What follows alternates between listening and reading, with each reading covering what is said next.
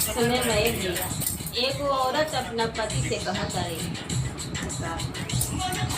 मैया के चुनरिया गोटेदार सैया ले अइहा।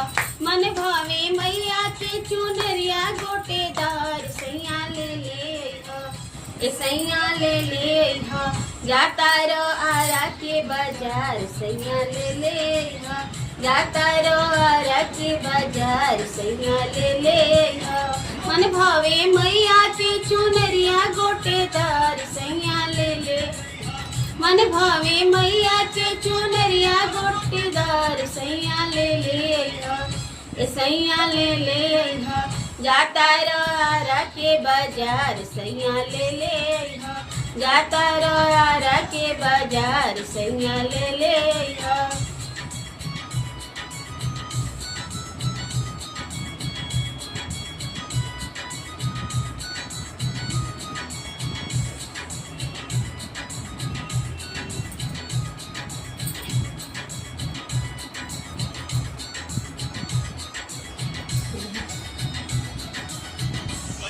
के गोबारा ले अइहा गंगा जलावा। किन के ले अइहा सैया सुनर सुनर फलावा।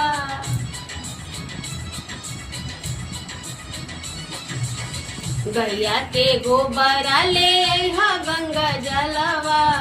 किन के ले अइहा सैया सुनर सुनर फलावा। बेली चमेली अउरी राहुल के हार सैया ले अइहा।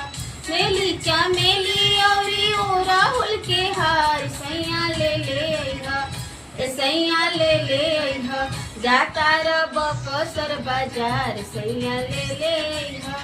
जाता रो बकसर बाजार सैया ले अइहा।